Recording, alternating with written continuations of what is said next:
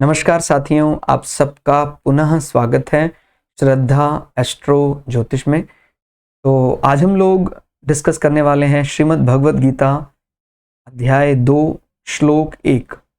इससे पहले हम लोग प्रथम अध्याय के सभी श्लोकों का अलग अलग अर्थ अपलोड कर चुके हैं।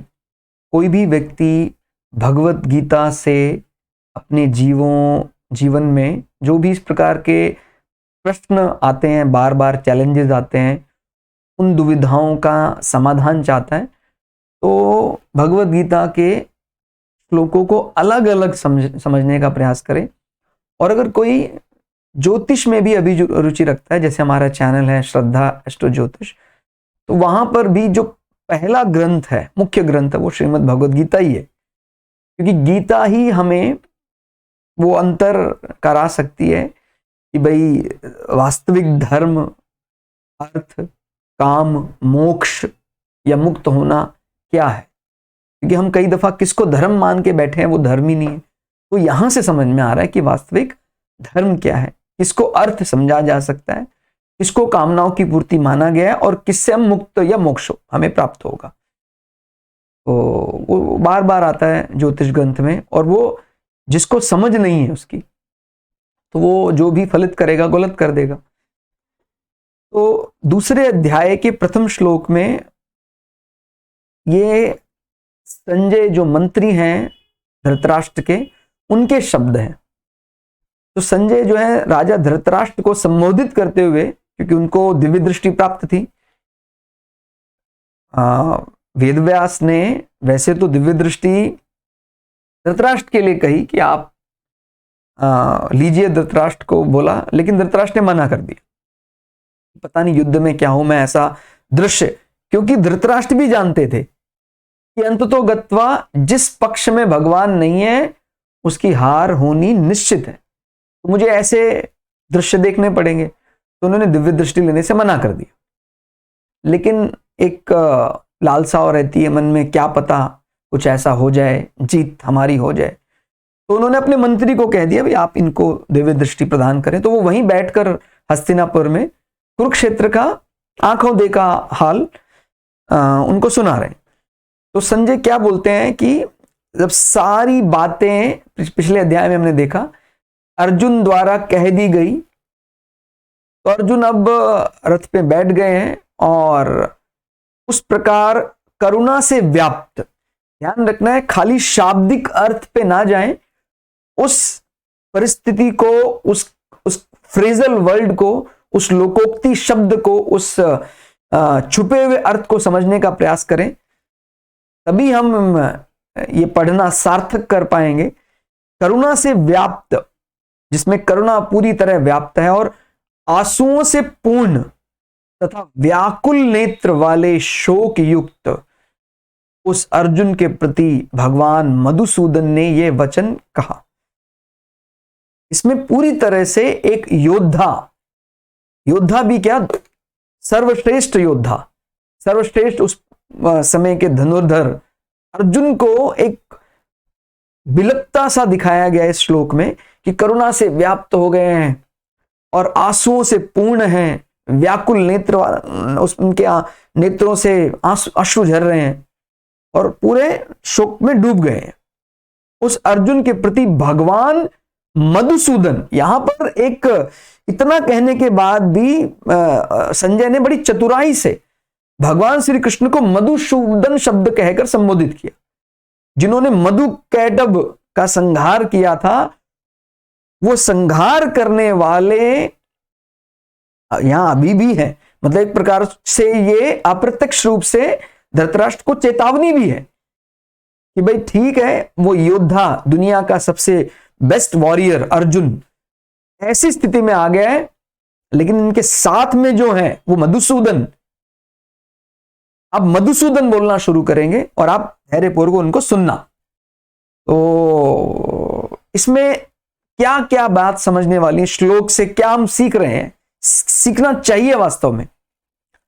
पहली दफा तो ये एक योद्धा को सिर्फ कोई ये ना समझे कि कोई वो क्रूर पुरुष ही योद्धा कहलाता है। अगर महाभारत के युद्ध के शुरू होने से पहले युधिष्ठिर अपनी विनम्रता का परिचय ना देते तो वैसे ही श्राप दे देते अगर उनके गुरुदेव, उनके पितामह, तो वैसे ही वो हार जाते। लेकिन उनके शौर्य में भी छुपी हुई उनकी जो आदर सम्मान की भावना है, उसको आप जरा समझिए। युधिष्ठिर की, अर्जुन की, कि भाई इतना हमारे साथ किसी ने किया अगर हो तो हम पूरी तरह एक तरफा हो जाते हैं कि नहीं, अब तो हमें इसको मारना ही है, चाहे कोई भी हो, हमें इसको मारना ही है। ऐसा योद्धा भी अपने प्रेम का परिचय दे रहा था। प्रथम अध्याय के अंतिम श्लोकों में हमने यही देखा, बार बार वो यही कह रहे थे कि भाई चाहे कैसा भी, वो एक महान योद्धा की निशानी है। खाली योद्धा होना क्या होता है? क्या क्रूर होना चाहिए, सिर्फ उसको हमला करके सिर्फ वो बदला लेना जानता है, क्या इसी को योद्धा माना जाता है? नहीं, योद्धा वो है जो जरूरत पड़ने पर युद्ध भी कर रहा है और उसको प्रेम करना भी आता है। वो अपनों का बड़ा आदर सम्मान, क्योंकि बल पाकर तो सब में मद आ जाता है, लेकिन कोई बिरला ही होते हैं जो बल का मद नहीं करते हैं। अगर हम उस बल को समझें, अर्जुन के बल को समझें, अर्जुन ने तो अकेले ही विराट युद्ध में सबको एक साथ हरा दिया था। कोई सेना नहीं, कोई कुछ नहीं, कोई मतलब अभी तो पांडवों की सेना साथ है, उनके भाई उनके साथ हैं, भगवान श्री कृष्ण साथ हैं। अब विराट युद्ध में कौन उनके साथ था? कोई नहीं था उनके साथ। अकेले अर्जुन ने पूरे हस्तिनापुर, उसमें कर्ण भी थे, भीष्म पितामह भी थे, गुरु द्रोण भी थे, दुर्योधन भी थे, सबको परास्त कर दिया था। लेकिन ये योद्धा अभी क्यों व्याकुल हो रहा है? क्योंकि वो खाली योद्धा नहीं है, वो जानता है कि वो मेरा परिवार भी है। कितनी बड़ी भावना है ये! भावना एक साधारण व्यक्ति के मन में कभी आ ही नहीं सकती है। वो सोचता है कि मेरे अंदर अब बल आ गया तो बस मैं तो बल में चूर हो गया हूं, मैं सबका सर्वनाश कर डालूंगा। तो यहां ऐसे रुदन में भी, ऐसे व्याकुल नेत्रों में भी अर्जुन का आदर बढ़ ही जाता है। जैसे हम बोलते हैं कि पिता समान एक व्यक्ति के अंदर गुण होना चाहिए, लेकिन मातृत्व भावना भी उसको भूलनी नहीं चाहिए। हम भगवान शंकर को केवल इसलिए नहीं जानते हैं कि उन्होंने विष पान किया, वो पुरुष प्रधान गुण के साथ हैं। भगवान शंकर का एक रूप अर्धनारीश्वर भी है।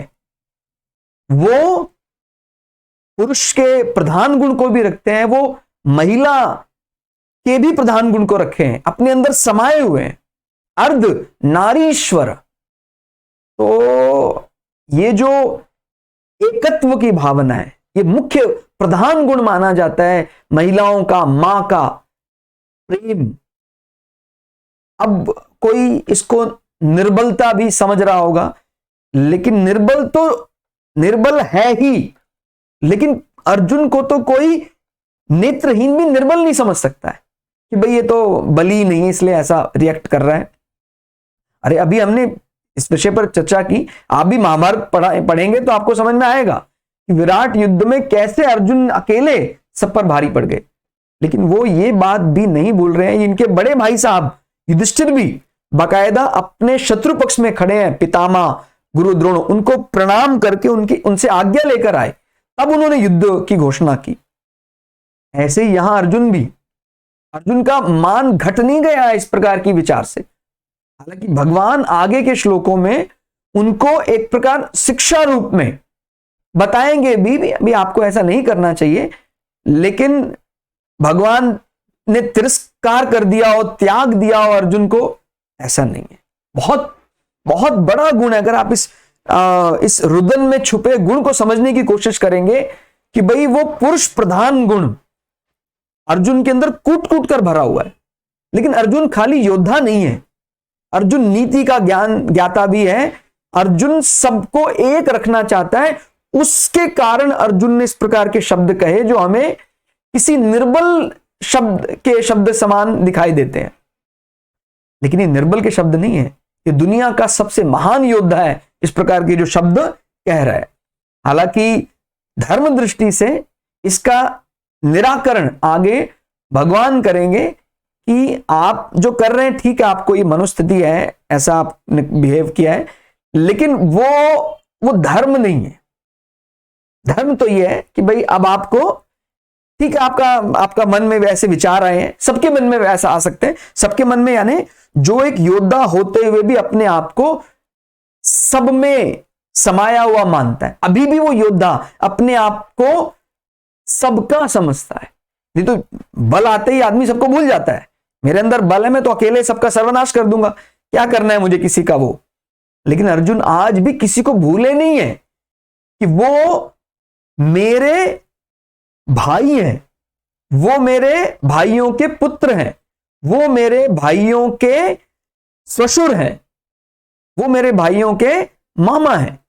इतना बल आने के बाद तो ये तो गुण बढ़ गया ना। तो ये एक हमारे लिए एक इसमें शिक्षा भी छुपी हुई है कि कितना ही हमारे अंदर बल आ जाए, हमें ये वाला गुण कभी भूलना नहीं चाहिए। वही अर्जुन बन सकता है। ऐसे अर्जुन खाली बल पराक्रम ही है आपके पास, और आपके पास एक्सेप्टेंस नहीं है, आपको सबको प्रेम करना नहीं आता है, तो आप कुछ और हो सकते हैं, आप अर्जुन नहीं हो सकते। तो और यहां पर एक प्रकार से वार्निंग दी जा रही है, क्योंकि संजय तो धर्म जानते ही हैं, जो मंत्री हैं धृतराष्ट्र के, कि वो जो आप उनके रथ में खड़े देख रहे हैं भगवान श्री कृष्ण, उनको किस शब्द से संबोधन दिया जा रहा है। वो मधुसूदन के रूप में उनको संबोधित कर रहे हैं कि वही है जिन्होंने मधु कैटभ जैसे दैत्यों का संहार किया था। तो आप देख लीजिए, आप यहां तक अपने पुत्रों को ले आए हैं, धृतराष्ट्र को ये संबोधन करके कहा जा रहा है कि भाई, लेकिन अभी भगवान श्री कृष्ण ने तो अभी कुछ शुरू ही नहीं किया, अपनी वाणी बोलना ही नहीं शुरू किया है। और जब वो बोलेंगे तो वो तो निर्जीव में भी प्राण डाल देते हैं उनकी वाणी। तो अर्जुन जैसे मित्र को समझाना कौन सी बड़ी बात। तो एक प्रकार का ये इनडायरेक्ट मैसेज धृतराष्ट्र को दिया जा रहा है। अप्रत्यक्ष रूप से जो इस श्लोक में एक संदेश छिपा हुआ है, जो गुप्त पराक्रम की बात कर रहा है, वो भी अपने को ध्यान देना चाहिए। तो आज के इस श्लोक अर्थ में फिलहाल इतना ही। आपको ये कैसा लगा कमेंट करके जरूर बताइएगा। मिलते हैं अगली क्लास में, तब तक के लिए जय श्री भगु पराशरा, जय श्री शुक्राचार्य, नमस्कार।